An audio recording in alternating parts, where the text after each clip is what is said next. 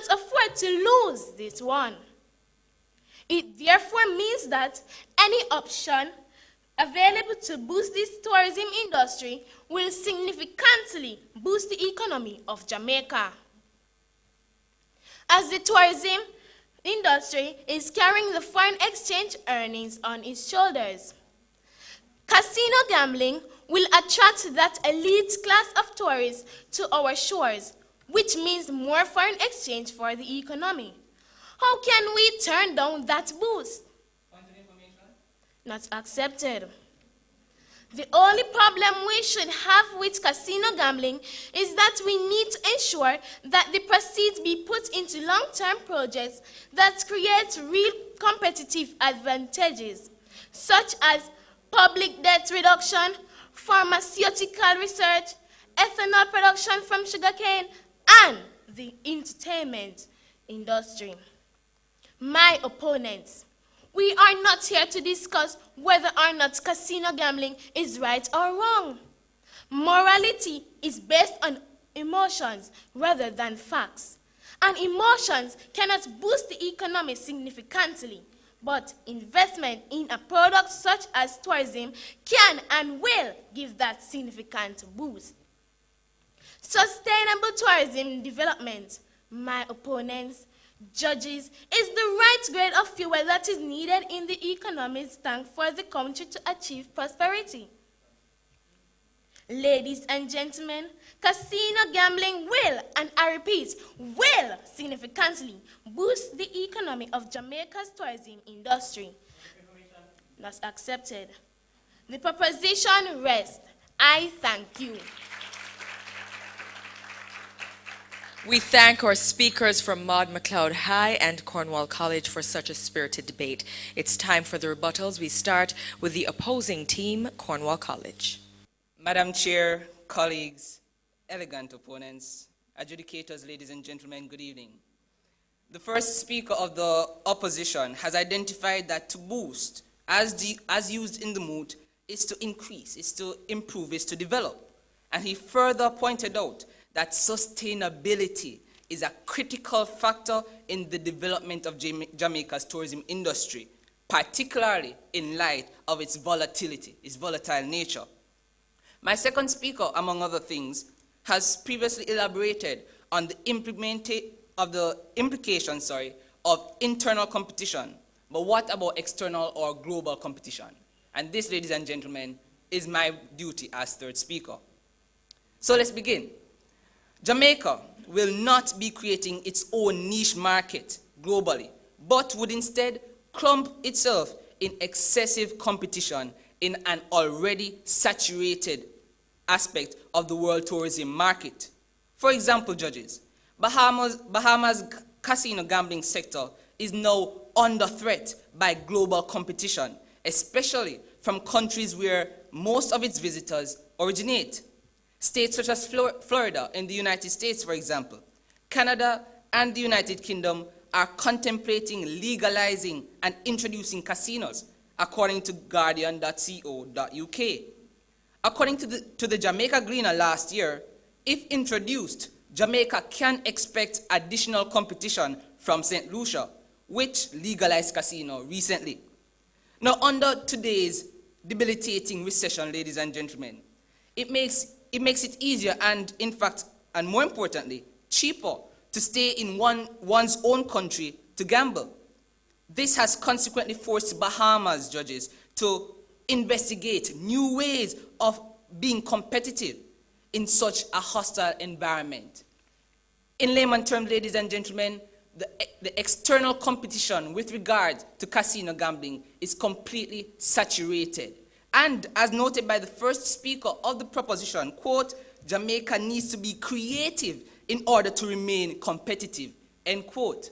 Now, ladies and gentlemen, judges, wouldn't it be better, wouldn't it be more logical for Jamaica to market itself and create its own niche market, to be creative, as opposed to following everyone else and implementing casinos in the country?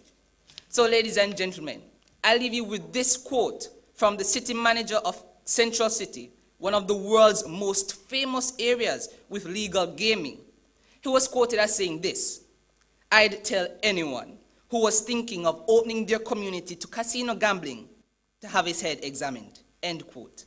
This, judges, coming from someone so entrenched in the gaming sector.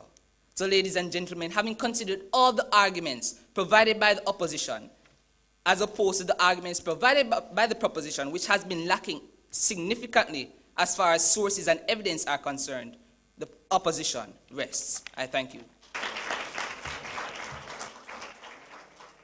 Panel of adjudicators, ladies and gentlemen, once again, good evening.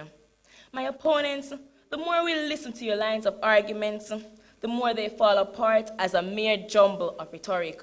The opponents of casinos, like yourselves, bear no statistics, historical anecdotes, or references, so all we are left with is a large dose of ignorance. My opponents, you spoke about crime rate increasing. There is not much statistical evidence to substantiate your claim. Casino gambling will not be open to the general public, but to the more richer class of society. My opponent has the lucky $5, the cash pot, the super lotto, increased crime rate?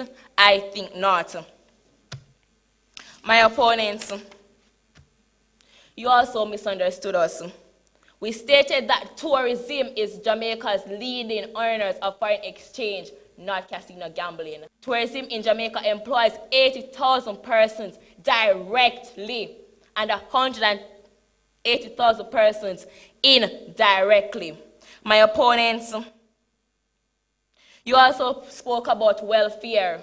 We, the proposition, are not proposing that casino gambling as a wholesale product. We did not say to push it on everybody and anyone. We are speaking to the more richer class of society, not the poorer class, which will make them, quote unquote, poorer. My opponents, you also spoke about the Bahamas. The Bahamas is in the Caribbean region, isn't it? And as that, since it is attracting tourists to its region, right? Don't you think that Jamaica may have a chance in that also? You don't think so? Okay, then. My opponents, you say this, but you did not actually give us another way in which the economy of Jamaica tourism industry can be developed. You did not. Okay? We, the opposition, stand firm in saying that casino gambling will significantly boost the economy of Jamaica tourism industry.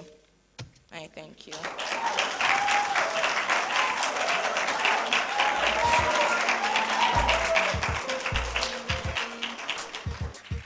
You're watching the Spruce Up Jamaica National Tourism Debate. When we come back, much more.